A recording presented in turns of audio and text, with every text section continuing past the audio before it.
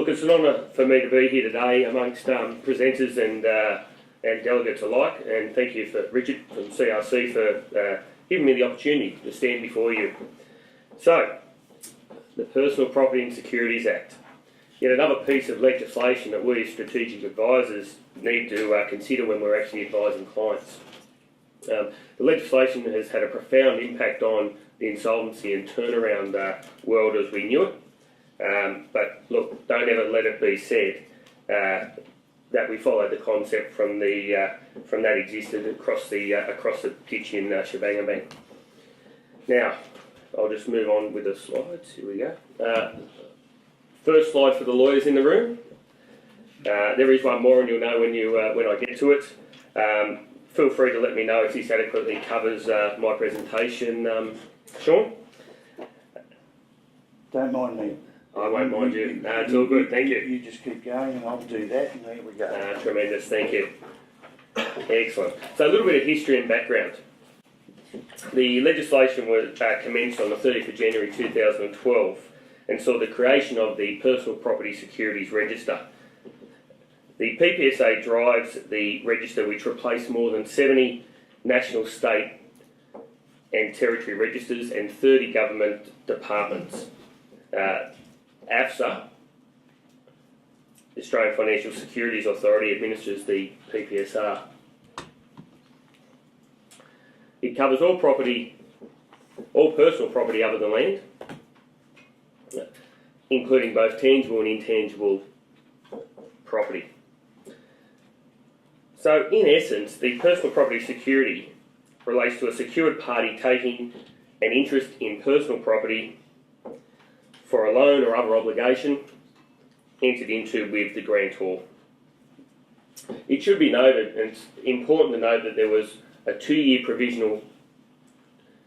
transitional provisions which ceased earlier this year, 29 January 2014. So, I thought before we move on, I'd like to look at the definition of ownership. Now, the Business Dictionary defines ownership as the ultimate and exclusive right conferred by a lawful claim or title and the subject to certain restrictions to enjoy, occupy, possess, rent, sell, use, give away, or even destroy an item of property. Now, you might ask, why is this important? Well, I recall a conversation which I had with a legal colleague only a week or so ago, where, having conducted a presentation to his firm, he came up and introduced me to a new graduate. The young fellow had only been with the firm for about 2 weeks. And he said, right, so you've just finished 4 years of uni, completed your studies, and you're now employed. I want to let you know that everything you learn about ownership over the last 4 years is no longer as a result of the PPSA. And what we've actually found with the PPSA is that one of the key shifts is that ownership or title in personal property will no longer be enough to protect an owner on insolvency of the actual provider of the security or against third parties. So before PPSA, the law was focused on title and ownership to establish rights and interests. Whereas the PPSA actually relies upon new concepts of attachment, enforceability and perfection to protect interests in personal property. So getting to perfection. Perfection is actually a key concept under the PPSA. It effectively means that it's a means by which the holder of security interests, i.e. the secured party, can protect its security interests. And generally there are three methods of perfection. Firstly, possession of the secured property. So getting back to the old adage of possession is 9/10 of the law. Control of secured property, and this is in the case of a limited class of property.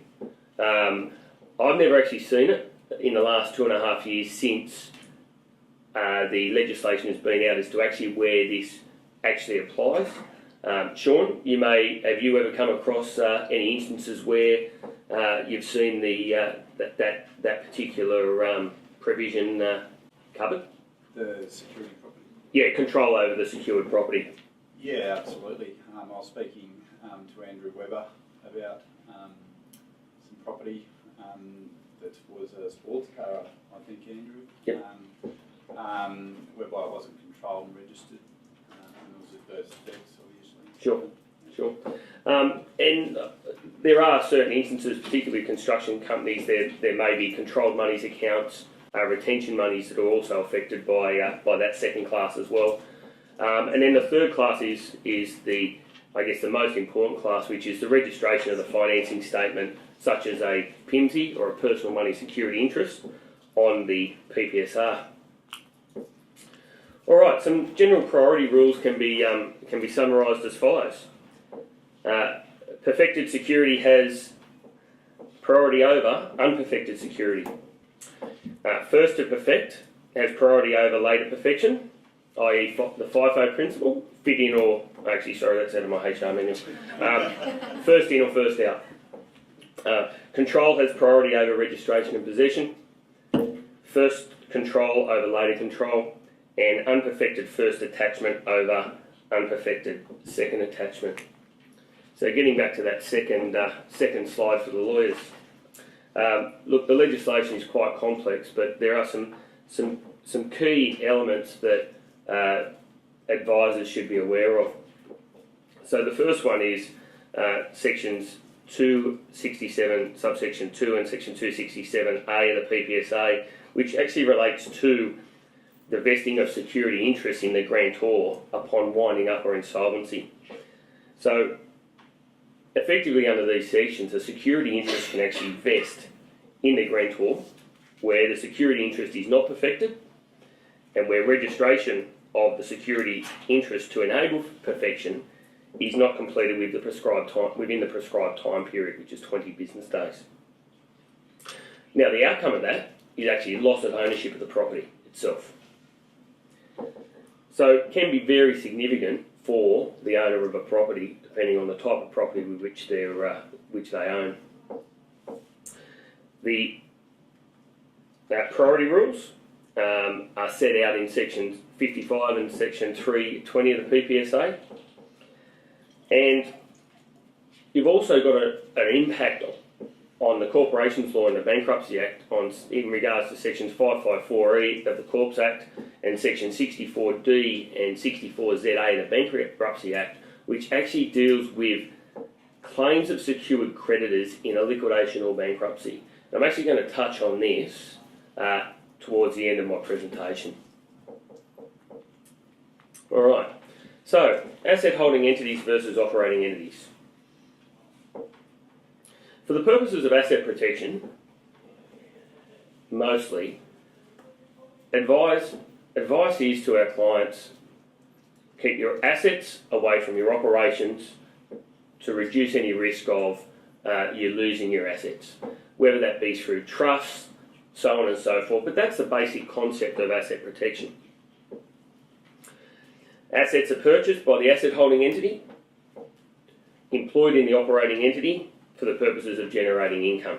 And for the majority of SMEs, what we find is that it'll be the operating entity that will pay the financing costs of those particular assets directly.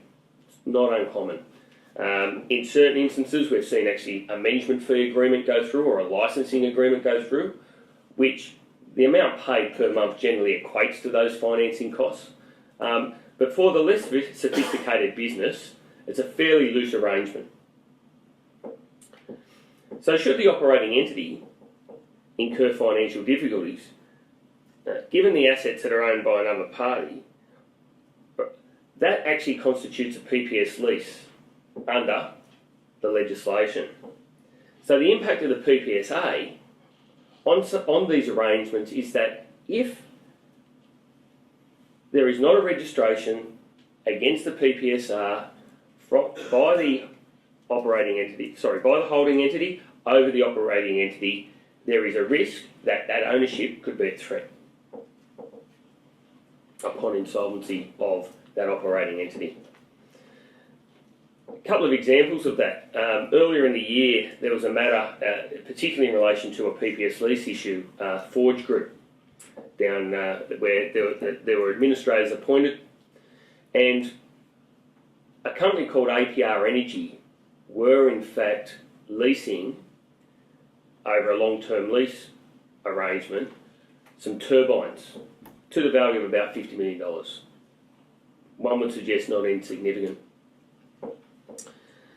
Forge went into administration earlier in the year, and as a result of that, the lease was deemed to be a PPSA lease, and because that lease had not been registered on the PPSR,